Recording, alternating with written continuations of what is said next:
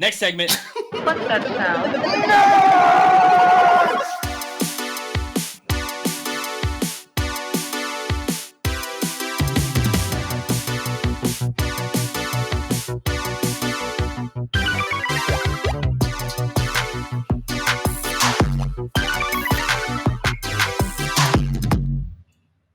Nerdy news segment. Music. Shout out to Keith. Shout out to Keith. Shout out to Keith. Episodes 3 and 4 we will talk about today. Last episode of the Duo Sports and Stuff podcast, we had our guy Sean on. Didn't get to talk about episode 3, so we'll talk about 3 and 4 of Hawkeye. Only 2 episodes left, Dane. And remember, next week we got episode 5 and Spider-Man No Way Home in theaters. Gonna be a crazy week next week for Marvel fans, man. I'm so excited. And Dane, you got your tickets already, right? I think we talked about this. Yes. You seen it Thursday? We're seeing it Saturday. Because no, bro, no. No, I can't see it Thursday, man. One is just the wife has to work on the following Friday or the Friday after. I don't have to work that Friday, but my wife does. Childcare just gets a little convoluted. Yeah, I tried understand, to see something for Friday, but everything was just it was too late. I know you are very great at this, so avoiding spoilers. You can't even open your phone, bro. I can now. Only thing I gotta avoid is I have 2 separate timelines on Twitter now. The main timeline, and then the other timeline is just strictly cowboy stuff. So anytime I don't want to walk into any spoilers with Yellowstone, I think the cowboy stuff is still Marvel, dangerous, bro. No, it's not. Deonte. Did you mute everything Spider-Man No Way Home related? No. I've only followed Cowboys related. What if one of the Cowboy? No. Like not players. Tweet. Not players. Not accounts. This is specifically writers, different podcasts. What if they see the movie? It hasn't happened, Deonte. Oh my God! Here's the thing. Risky, bro. It's not risky, Deonte. It's not risky because one, I'm also avoiding. You gonna text me? You'll say, man, such and such writer. He tweeted. This is fail proof. I've tested this with, like I said, with Yellowstone, with Insecure, with Hawkeye. Like I have found. This is Spider-Man, though, bro. Everybody in the world is seeing this. What I'm telling you is fail proof. It can't go wrong. And it's only 24 hours, bro. I'm gonna be home on Friday. The game. The movie drops Thursday. I'm seeing it Thursday, so that's gonna be 48 hours before you see it. Good job, Deonte. Still, my point still stands. I'm scared for you. Why you being scared, man? You're playing like one of these. Anyway, let's pray for Dane and Nisi that they don't get spoiled on this movie. No spoilers, man. We good. Hawkeye. And spoiler alert for those who have not seen episodes 3 and 4 of Hawkeye. Episode 3, Dane kind of goes into the backstory of the mysterious character we saw at the end of episode 2, which comes out to be Maya Lopez. That she's deaf, and you go through her childhood, and it kind of mirrors what we saw from episode 1 of Kate Bishop's childhood and how she was raised. We see that Maya is very smart at a young age. She's very talented. She's trained in like this young martial arts kind of deal. We see that her dad was a part of the Tracksuit Mafia, and seems like he has some money troubles as well, and he ends up getting killed by what we think is Ronin or somebody dressed as Ronin. We're still not sure about that yet. There's mention of an uncle, which they do not show who the uncle is, but he's wearing a suit and he wears the cufflink. It's like a character that we met in Netflix's Daredevil, and he goes by the name of Kingpin. So we don't know yet. Something to think about. And then also in episode 3, towards the end of episode 3, I believe it's kind of fuzzy in my memory, but I believe Hawkeye and Kate Bishop go to her mother's house to try to, actually they do break into the mother's like security company or whatever to try to find out some information. And then episode 3, yes. Yes. and it ends with Hawkeye getting pointed at with the sword by Jack His own sword. Duquette. Yes. So episode 3 ends like that. Episode 4 kind of comes out and picks up where episode 3 left off with Hawkeye, Kate Bishop, Kate's mom, and then Jack all sitting at the dinner table. Which Dane, the mom, is shady as hell. I don't know who she is exactly or who she works for. Maybe a connection to what we may think is Kingpin coming. But she seems pretty shady and questioning Hawkeye, mentioning Natasha Romanoff's death, which that's kind of stuck it to Hawkeye there. And then one thing I forgot to mention in Hawkeye or episode 3 was the legit car chase scene with the continuous spinning camera. That part was dope, along with my favorite part of episode 3 with the Pym arrow that made the other arrow big and exploded on the bridge.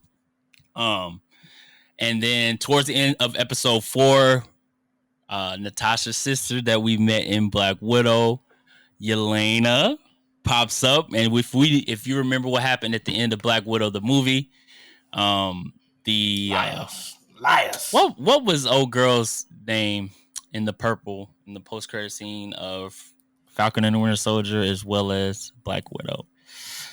What's her name? Talking about something about Elaine? Yes. You talking about Elaine? No, her name is Elaine from Seinfeld. Yeah, Elaine from Seinfeld. Now she's in the MCU. She's playing this shady character. At the end of Black Widow, the movie, she popped up and told Yelena that, hey, this person killed your sister. And we saw that it was Clint dressed up in the Ronin outfit. Just lying. Right. So at the end of episode 4, Yelena pops up and they are all going at it.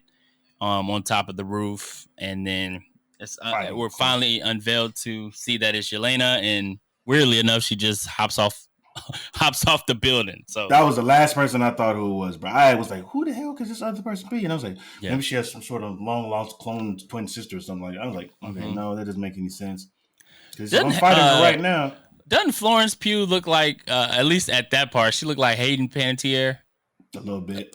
Save the cheerleader looking at. Save the cheerleader, save the world. But yeah, that's a quick.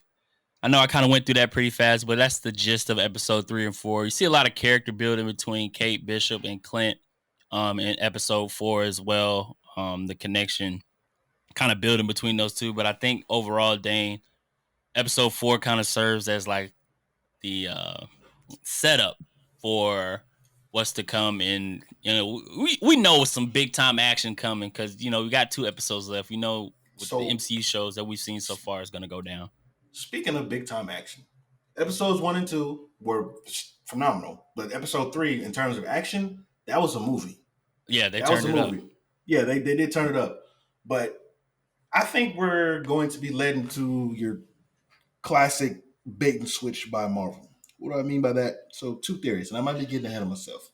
But Echo, we have mentions of her, who this uncle, this hidden shadowy figure is going to be. We have no idea, but of course, early preliminary, especially from you, because I wasn't thinking about it, but we've been led to believe it could be Wilson Fisk, the Kingpin. But also, you have to remember, with sticking to the source material, that could be correct because in the comics, Echo is adopted by Kingpin, and or when her father dies, so it's likely that he is her uncle. But we've also known Marvel to lead us on to think it's one thing, and then it's something else. So there's other theories floating around there. The uncle could end up being Jack instead of Fisk. That could also be a thing. But the mom, Kay's mom, she hiding something. Yeah. And it might be the identity of whoever this person is or ends up being. I don't know. Or, of course, it could be just Marvel doing a fantastic job of misleading the viewers again. But I don't know. Yeah. There's still, we have a lot of time left with these 2 episodes, but there's still like a lot of unanswered questions. Like who killed Jack's uncle in episode 1, Mm-hmm. the old guy. What is the watch? What is that watch? You know what I'm talking about? The Oh, Avengers I compound thought watch. Who I thought did? it was just a link to his family in some way, some way, shape, or form. Like Whose family? you talking about the watch, right? The watch that Clinton was they were trying to The find, event right? The Rolex, from Avengers. It was from Avengers compound, right? right? And so So Clint said in episode 4, he said it could hurt. It could expose somebody close to me. He said that in this past episode. I don't know if you heard it, I thought but he was referring to his family. exactly. But I mean, at Avengers compound, like who in his family would have a watch at Avengers compound? The You know what I'm watch could saying? be well. That I part, don't. it had me It's thinking like, I don't know it's if it's unclear. misdirection from Clint himself, but I'm like, dang, I Clint's immediately not thought it telling the was, full truth about it though. yeah. So it could be a misdirection from Clint, or it could be a misdirection from Marvel. Us getting so caught up in the significance of this watch, and then of course at the end of the day, it's not going to be anything. I We've hope seen this play out so many times. Yeah, we have. Yeah, man. Yeah, 2 more episodes left, but I think these next 2 episodes, like what's crazy, we haven't really been exposed to like the real villain yet, right? With 2 episodes left, like in Falcon Have we, and Winter Deonte? Soldier. Well, explicitly, like we know, case in point, right there, that person is the villain. Case in point, with Falcon and the Winter Soldier, right? We knew the villain Did was. Yeah, we did. We did. I'm just playing. Loki. Well, in Loki, we really didn't know. I did. Anyway, Time was the villain. Time was the villain. Time was the villain.